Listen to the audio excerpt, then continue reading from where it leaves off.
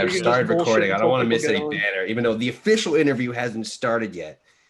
But just in case there's some mad bands. How you feel about 100 gex? Ooh, hot. This is how I feel about 100 gex. Yeah. I'm gonna call Evan. Evan's cousin does call has been forwarded to an automated voice music. God damn it, Evan. Oh, he's got the Ooh, what up, babushka scarf. Henry, that's a sexy scarf. 5002688 is not available. All right, we are recording. Maybe Evan will show up. Today, I'm happy to be chatting with the amazing band, Them Airs, the experimental drummer. Sans a couple members. Apparently, there's 10 of you guys now that are collaborating on the projects. But Them Airs, Opening band. Experimental post-punk indie rock band from New Haven, Connecticut, my hometown. Really great group of musicians and people. Their album Union Suit XL is one of my favorites of 2020. And yeah, how's it going, guys? Nice to see all your faces. It's going okay. Yeah, you know how it is. You know, we're heaving. It's December. It's December 34th, 2020. I'm hanging in there. Well, yeah, I was gonna say Happy New Year's, but actually maybe not if that is the actual date. What New Year's? All right, if you guys want to maybe go in a circle, introduce yourselves, because we got a few of you here. Say your status in the band. Hi, I'm Cade. I sing and I play the guitar for the most part. I also do some synth stuff and I trigger wacky electronics. I've been known to trigger a few wacky electronics on occasion. Yeah. I'm Adam. I play bass. Sometimes I go ooh in a song. Sometimes I make some wacky noises also on the records. Mostly just bass though. Hi, I'm Amina. I just joined and I also play synth mainly. I'm Henry and I play third guitar. All right, so let's just get this out of the way, straight up. A few weeks ago, Mr. Anthony Fantano tweets about you guys, something like along the lines of, "Wow, dope fucking band out of New Haven," which must have been crazy enough. And then like 3 days later, he drops a full review of your most recent project, Dopedrunnerverse. And I was like, damn. Like that was my reaction. So I would be very curious to hear how you guys reacted and what maybe like the play-by-play was while this was unfolding for you guys. Me and Adam were playing Rising Storm 2 Vietnam on PC. And so neither of us actually got the notification in real time. I think it was Evan might have sent it first, Evan but screenshot the tweet and then sent it in chat. Julian from Minus Points actually sent it to me first, which is weird because we don't talk too much. But he sent it to me and was like, "Dude, Anthony Fantano reviewed your record," and I honestly thought it was the prank of some sort at first. Like he just like put up a fake YouTube video, so I didn't think much of it. But so I tabbed back into Rising Storm because we were getting shot at. It'd be like that. Yeah. And then Evan sent it to our band chat, and I actually choked on a cracker and meat sandwich that I was eating. Yeah, it was audible over the yeah. We were just like, "What the fuck is happening?" I had to go meditate for a second. Like unironically, I was having a miniature panic attack. Yeah, while this was happening, I died to a napalm strike, and then I left the game to just try to understand what was happening in the world. Henry, what was your reaction like? I woke up from a nap the next day, like at noon, and someone had texted me like, "Oh, congrats," and I was like, "Huh?" And it's great. I mean, the boys did a superb job writing on this last album, and it's good that Fantano gave it some positive nods. I've seen him. We've seen him in multiple locations at a deer hunter, at a deer hoof show, and I think Evan saw him at a Whole Foods once. I saw him at Danny Brown last year. Oh. Yeah.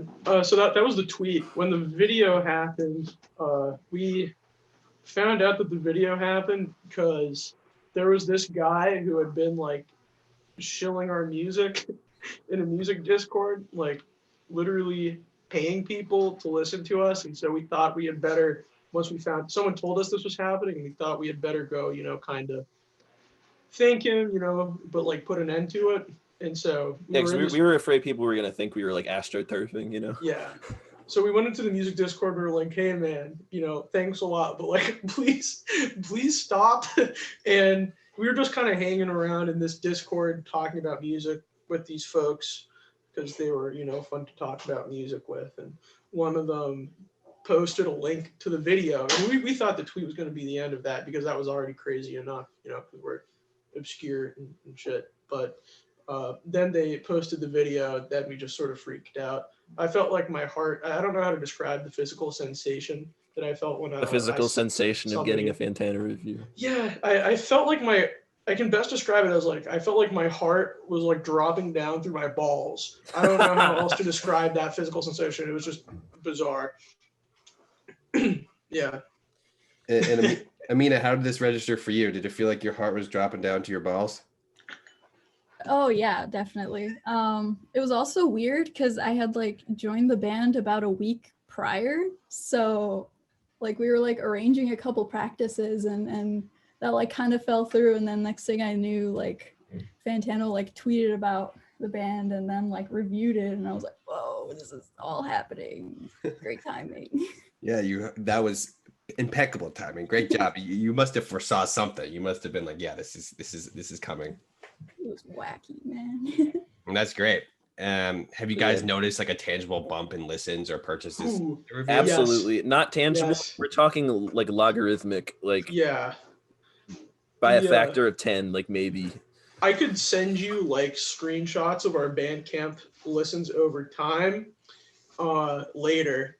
But it's like an exponential jump. Wow. Basically. And then on Spotify, and the thing is, like, when the review happened, we didn't even have the new album up on Spotify because we were having issues. We didn't have it up there for like a couple of weeks until after that review happened. But our Spotify monthly listeners went from like 500 to 5,000. It went from somewhere in 450, and right now I believe it is. I'm checking. We cracked 5,900. Yeah. Wait, 5,900? Right now, yeah. That's nuts. That's crazy. I mean, congratulations. You guys really deserved it. That project was really great. By the end of today, it's going to be 6,000. It honestly feels really fucking strange because we can't go out and like play shows and like sell our merch to people right now because we would absolutely be doing everything we could to take advantage of the situation if quarantine weren't happening. We really can't capitalize on it, which is unfortunate, but it's still obviously an amazing thing to have happened. And hopefully once this is all over, we can go out and tour slightly further afield than we normally would. Bruh. Yeah, I just hope people remember we exist by the time shows happen again. Because the attention span of the internet is a very fickle thing. True. But, I feel like your guys' sound and your songwriting skill, like there's a reason why it's even in your previously very small sort of passionate fan base, there is that passion because of how unique you guys are, how different you guys are, and your ability to sort of like have people resonate with your strange sound. And like it's not that doesn't just happen. Like think about how many musicians, like what are the percentage of artists, like musicians, like worldwide, or even not worldwide, like in the United States, that get a Fantano review. It's probably fucking, I don't even know. I think that's a little skewed because also we make music that is very much geared towards the people that would listen to Anthony Fantano. Yeah, true, and but it's post punk or whatever, right? But it did ultimately catch his ear, and like if Fantano's like on your radar, or rather, he's on there. Your guys are on his radar, rather. There's nothing to say that the next project you guys do, he won't pick up again, and then that will just send a new wave of listeners your way. So maybe the next project we do is going to bang so hard that it's going to bring John Peel back from the grave, and he'll give us a session. What would you prefer, that or another Fantano review? No offense to Melon, but I think I'd rather have a John Peel session from the dead. Fair enough. But yeah, man. I mean, it's still crazy. I'm like, I think like it's just one guy, it's just one review, but like a must feel. What is that feeling like? How does that feel? It felt it was validation. It felt pretty nice because quarantine had been pretty depressing. It was going pretty slow. Dopedrunnerverse, when we initially released it, was also not doing quite as well as we'd hoped because nobody's going to shows, everyone's in quarantine, and most of the listeners we got were people who would attend our live shows. So the burst of attention we got from the review was very welcome. Yeah. And helped stave off the existential depression for at least a few days. I had more serotonin that day than I'd had in the entirety of quarantine combined. Yeah, agreed. And this next question is kind of vague, but I always sort of like asking it to artists who sort of defy easy classification and cross genre boundaries and experiment as freely as you guys do. Just like, how would you describe your music, either by genre, by some other kind of descriptor? Like, how would you put it into words? What your music? I normally tell people noise rock because we do make a lot of noises and we are technically a rock band. That's about as far as I like to go into it, though, because I think it's not even like an artistic expression thing. I think we make it a personal goal to like assimilate as many genres as possible into what we're doing. I think it's part of like the fun. Yeah, I don't like. We're definitely not trying to like fit into a particular genre or sound when we're making music. Like Cade said, we're just taking all these different things that we like, or our own ideas as well. There are definitely a few influences that go above and beyond the others, though. Like Palm, for instance, Palm or women too. Yeah, that was caught on by the Fantano review. Is that itself kind of like a validation that like someone is listening to your music and then they hear distinctly the influence that you're like very clearly trying to put in the project? Because I always like when people nail like some of our influences. Like whenever we talk to somebody who's like interviewing us, they always go like, "Oh, I'm so sorry to compare you guys to other bands. That's such a dick move." But nah, I like being compared to other bands. Yeah. Kind of the intention. So it's also like a proof of execution or proof of concept to a certain extent. Yeah, like we all art is derivative, but our art is especially derivative. So it's kind of cool that people recognize what we're doing. Right. Yeah. It's just derivative from many different sources. Right. Yeah, not I mean really nothing is created in a vacuum, except for that like one band with those three girls that were like locked in a basement in the 60s. The Shags. Yeah, the Shags. The Shags are the one band that isn't derivative. Everything else is influences. A literal vacuum. Yeah. So you guys once talked to me about sort of an aesthetic philosophy, and Adam, you actually kind of just brought it up. And it's something you coined shit gaze. And it's a style that can transcend all different mediums.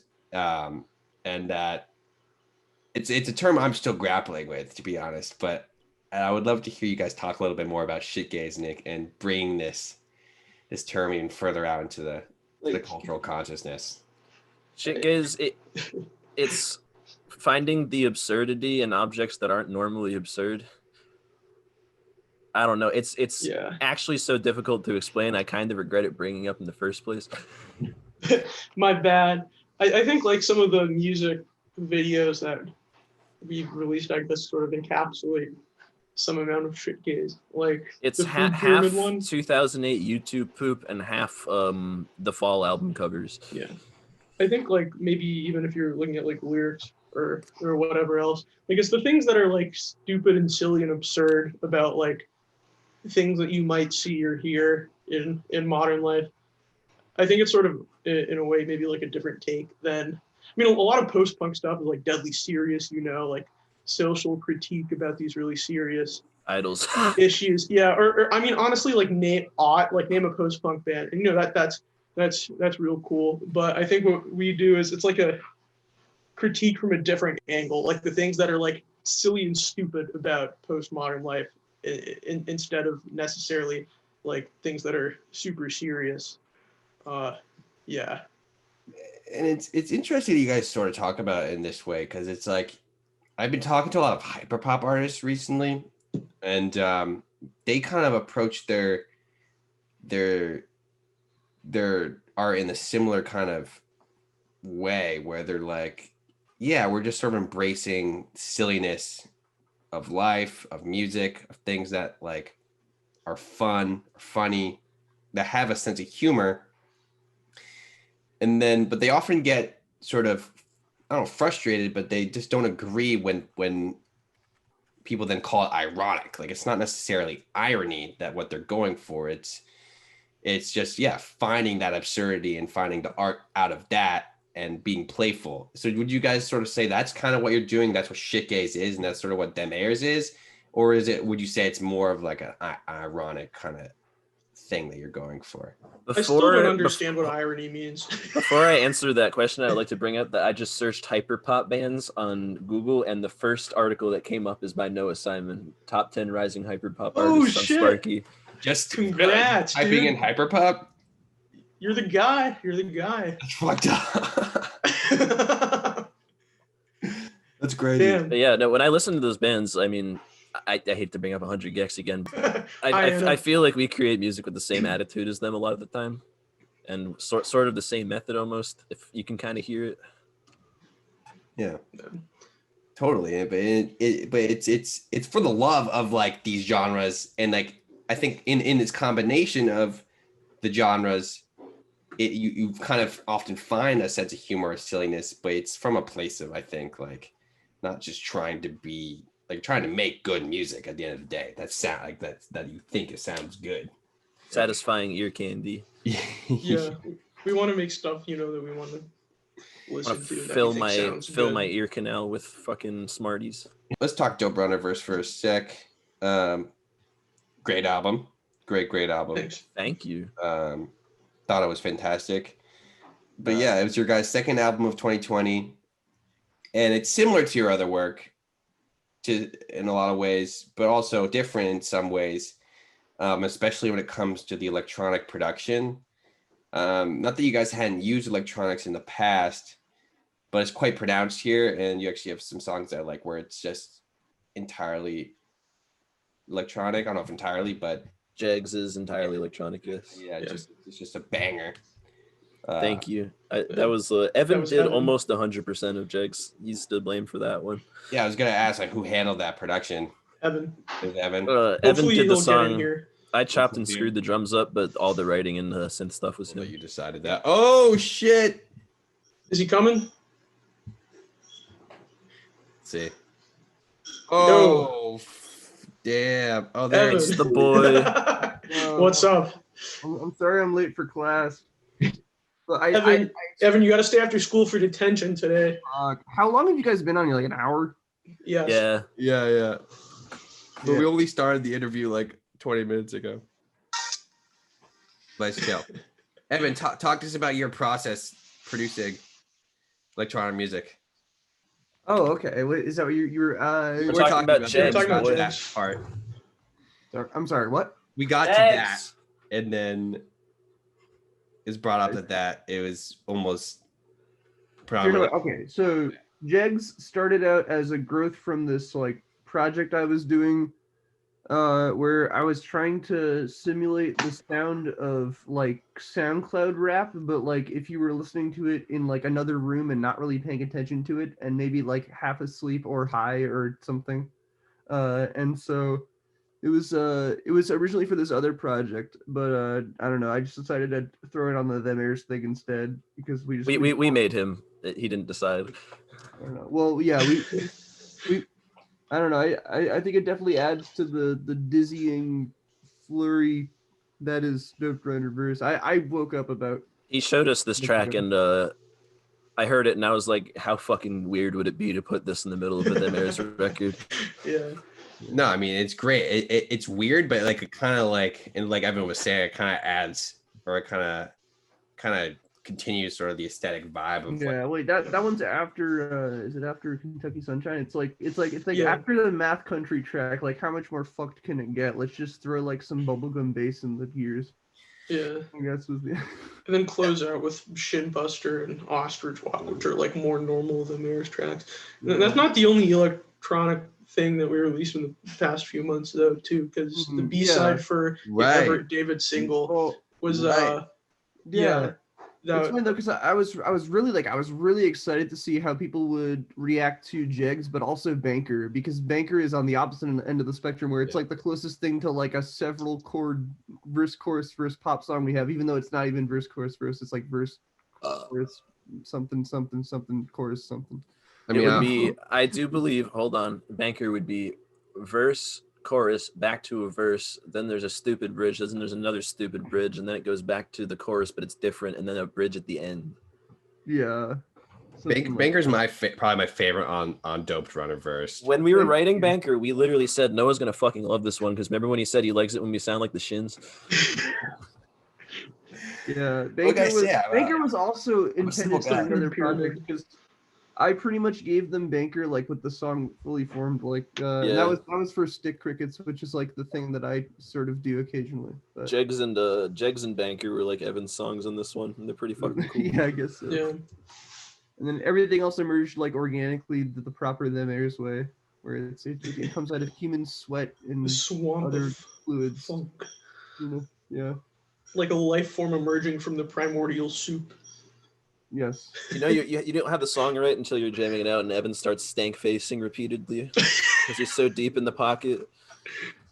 All right, well, Evan, if you want to everyone else introduce themselves earlier, if you want to kind of. Yeah, I'm the band Tinkerer. I'm also the band mascot. I drum, I sing, I press buttons. You know, I don't know. The band. He's been known to press a button or two, is what he's trying to say. I woke up album art as well. Eh? I woke up maybe 10-15 minutes ago because I don't know. Tell him about the album art. You do album art, too? Yeah, that's something I also threw together in a matter of like minutes, and that was just a bunch of like really interesting like collage pieces I just had like lying around my room for way too long that I just decided to finally use for something and just all slap together into a single thing. So like the schools and institutions and like the skull thing in the corner, it's all from like advertisements for like plexiglass from the 50s and like a National Geographic, and I don't know. Evan, in addition to being the drummer and one of the singers, I believe is the creative director, but not in the... I guess so, yeah. I guess that's how it is. Not in the Instagram artist way, in the real way. They've been trying to push me to make a shirt design, and I really need to fucking do that. Evan is legitimately the greatest graphic designer that I've ever met, bar none. So, well, that's a compliment and a half. He's been known to design a graphic or two. So, what was your guys' mindset overall going into this project, and like how did it differ from previous albums? We were all apart most of the time, so it became pretty difficult, and we also did not have access to the actual professional studio that we got for free for Union Suit, so it was just more of a clusterfuck in every imaginable way. Shout out to Nate and Richie. Yeah, Nate and Richie from Dex Dreams for producing Union Suit XL. Hope one day you can do it again. It's pretty impressive then that you guys, if that is the case, you weren't able to see each other, that the album sounds so kind of cohesive at the end of the day, even in its like absurdity. We wrote the vast majority of it together, or we'd all come in with parts, so we were able to jam it out together. Social distancing in a garage for some of it, and it all came together pretty nicely because we honestly didn't spend that much time writing our songs in the last record either. It's all most of the time we spend is more in layering weird sounds over everything. Yeah, so it went better than I thought it was going to. This is definitely like the most extreme example of that, like all the vocal tracks we did for like Kentucky Sunshine and stuff, because in the past, like we were definitely more focused on, you know, writing things that we could replicate live and then immediately had a chance to. This is the first time where we didn't really consider that at all, and so now thinking about it now, there's a lot of obstacles we're gonna have to like face.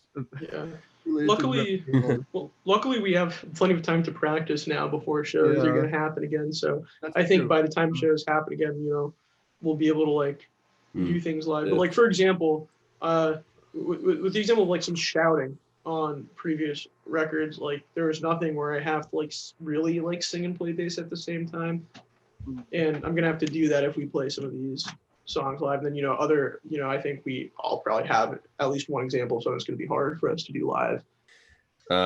You guys listen to so much music, and I know your albums often just draw from what you're concurrently listening to and making the record, and just your general influences as well. So what were some big ones for Dopedrunnerverse? I was personally listening to a lot of Drive Like Jehu for the whole thing. That it influenced the way I wrote some of the guitar parts, and also Method Actors as well was a big one. For Oh me. yeah, yeah. Shit, Specifically, Do the Method. Such a Yeah, good wait. song. Yeah. What an absolute banger. And then like on that sort of like early '80s, like obscure post-punk thing, Palm Springs, yeah, by Social Climbers, yeah. yeah, by the Social Climbers. Palm Springs by yeah. the Social Climbers, incredible song. Love the drumming in that song. No, it's Yeah, I love that the song was like CR that song sounds like the brutalist buildings in New Haven look. That song sounds like a newscast from like Yugoslavia. I reached Nirvana this summer because I was like down in like the Dartmouth, Massachusetts area, like near Rhode Island for work, and UMass Dartmouth is down there, and it's like the most brutalist campus probably ever built. And so when I had lunch and I was working down there, I would just blast that song and like walk around. That is the reason we shouted it out on Union Scenic. So You like brutalist architecture? Would you some sort of communist then? Is brutalist architecture shitcase? Yes, extremely. yeah, it's like look at the big thing right there. Minimalism is funny. It's in. I don't know. Yeah. Look at that large object. Is that not funny? Mope grooves. That's something.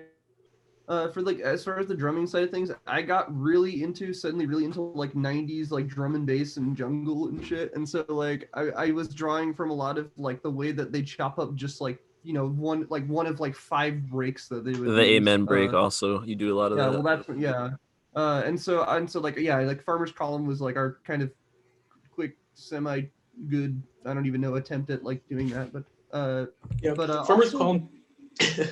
yeah. Farmer's Column something. samples some laser guns that I bought for fun over quarantine. There's a part in Farmer's Column where it goes like 3, 2, 1, go, and that's the sound that happens when you turn on the laser gun. I just really love the idea, just the image of you guys just taking random shit and just like recording it and then like throwing it into the out. Like That is literally 80% of what we do when we are in the same physical space. We just like see funny objects and pick them up and make noise with them and then put them on the song. Like there's I don't know. There's a like, lot of those here. Yeah. Evan, when's the full length hyperpop album? When's it coming? I honestly like for the future, I would love to find a way to just like integrate more of that stuff into our full like fleshed out songs and just have something that's like Jegs that we could perform live with like samplers and shit and like have it be longer than like a minute and a half. I would absolutely love to just go all day for at least like half the record, if not. I don't know.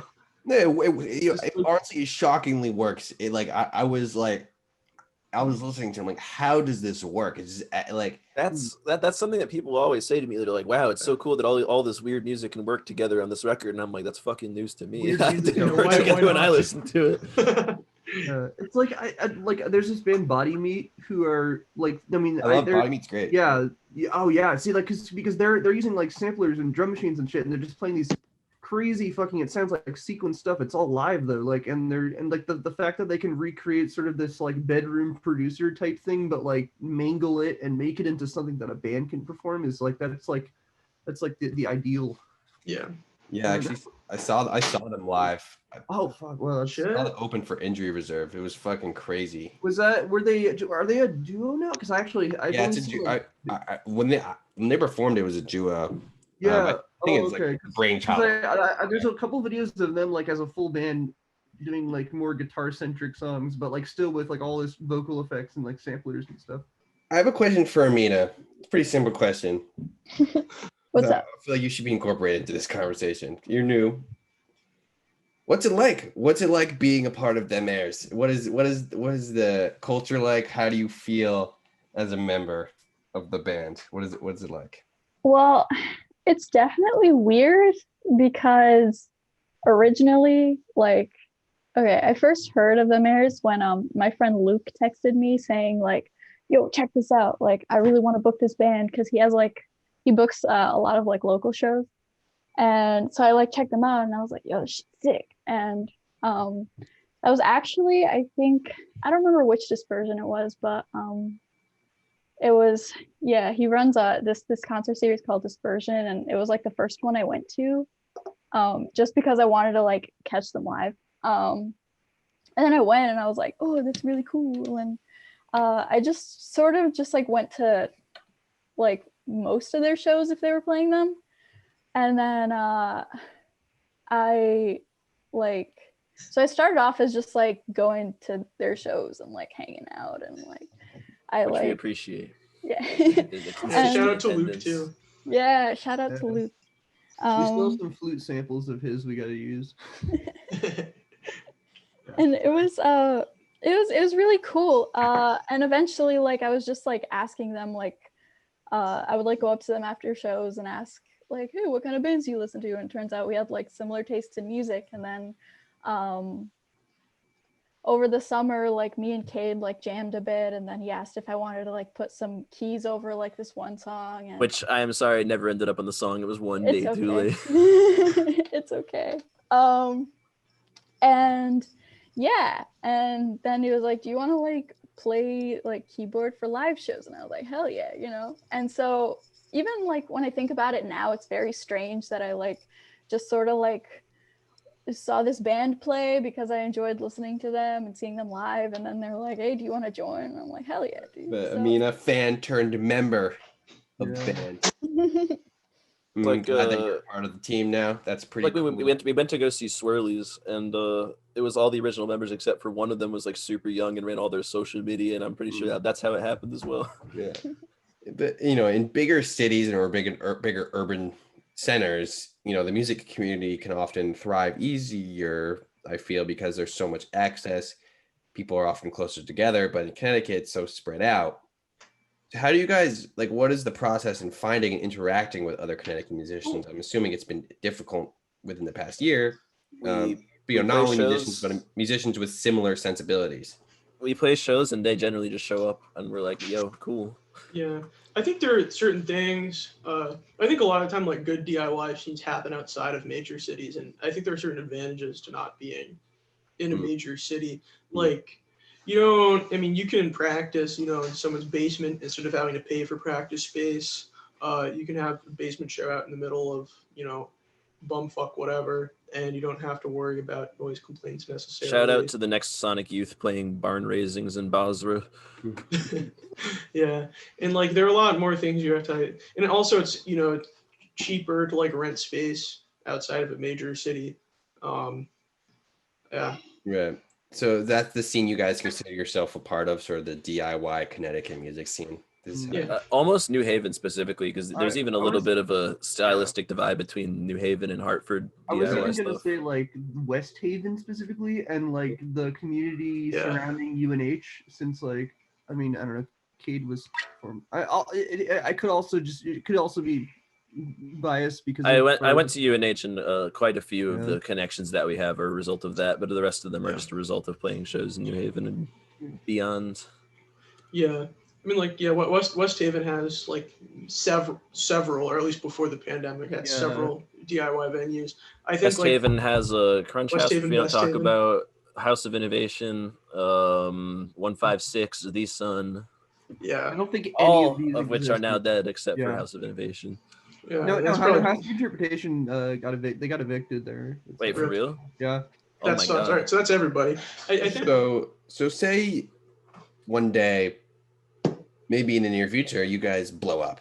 Seriously, like insanely blow up. And you're playing large venues and you've transcended, I don't want to say transcended, that's not the right word, but you're no longer able to play these DIY shows, and you are well regarded and acknowledged within the music world. And you have to make a choice at this point. You're getting label recognition and attention. You have to make a choice that you may have to dilute your sound. I'm gonna sell the fuck out. I will do commercials for Disney.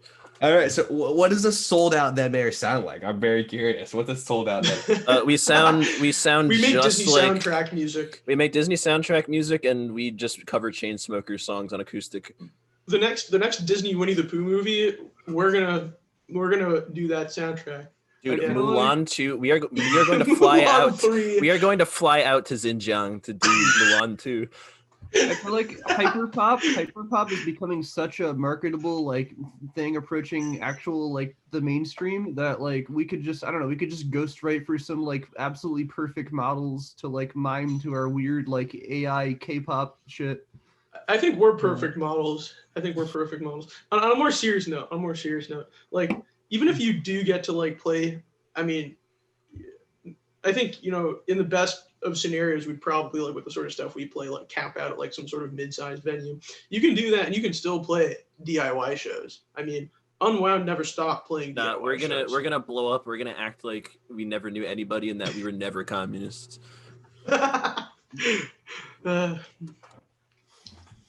So then, what does a Dead Mayor show look like coming out of COVID? What can someone expect? Probably exactly what it looked like before COVID, in a basement with people moshing. However, I do plan. I'm wearing Invisalign retainers at the moment, so I plan for our first couple of shows. I'm gonna spray paint them gold and have grills. That's pretty much the only difference. We all have to have special teeth to be in this band. I'm gonna be like fucking around with a calculator a lot more. Yeah. Oh yeah, 2 calculators, mind you. Yes. So then, what's next for Dead Mayors? What are you guys working on now? We're working on a record called Double Lot Much. Which is named after my license plate. Yeah, it's his vanity plate. It's a stylized 00 space much. No, it's an actual classic plate that they gave it's a me. classic plate. 00 much. The classic plates start with 00. Evan's car is a very aesthetically the Mayor's vehicle. It's a what is it, like a 1990 Camry with the seatbelt that slides up automatically. Yeah, it has it has a Who Framed Roger Rabbit bumper sticker.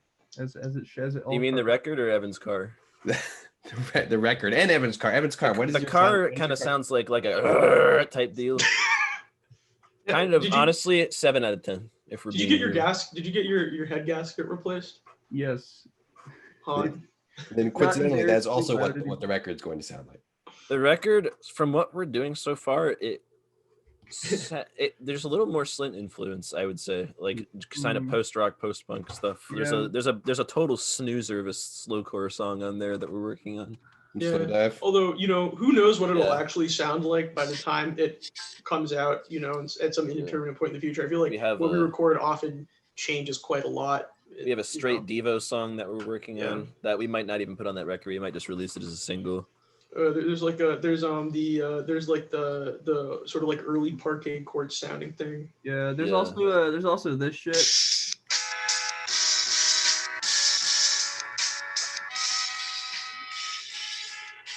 Evan bought a new calculator. Yeah. Was that from the calculator? Yeah, it's a pocket operator, so it's like a sampler, and you can record directly into it, and then like sequence shit, and yeah, it's a literal just like circuit board without a cover. That is crazy, and that's music. There's one too that does like it's like more of a drum machine, I think. What he just played is going to be on the record, though. That's crazy. I mean, it sounded insane. Yeah, I was chopping up some fucking amens, you know. Like that. That's dope. AKA the good shit, I think is what he's saying. You guys are the definition of the good shit. Well, why, thank you. Thank you. Thank you guys for doing this. Oh, let's see it. What is that? This $3 keyboard I bought at a thrift store that has no brand, and it's just absolutely horrifying how that sounded like Homestar Runner for a second. That little.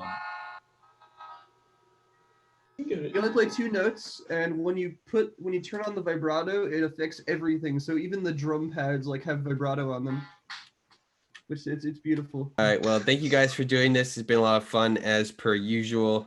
I know it's kind of chaotic at first. Chaotic's good. We got through it. This ended up being like an almost 2-hour thing, as it usually is. As I'm not quite surprised about. So yeah, thank you. I hope you guys had fun. Any last words you wanna dispel? SUPERFLOUS. What? Babakuntos. I think you should just cut the video on Adam's what, personally. That's just a suggestion. WHAT. I'm good if y'all are good. I'm gonna get out of here and go eat dinner. All right. Thank you for the BYE. interview, Yeah, I Noah. forget. You guys are 3 hours ahead of me. All right. Have a good night. Have a good night, everybody. Thank you. Amina, it was nice meeting you. Big appreciate. Thank you so much. All right, guys. This has been Them Airs. Great, amazing band. Everyone go stream them on Spotify. Go buy their shit on Bandcamp. Do all that good stuff. All right. Peace out, everybody. See you. Peace. Bye. Bye.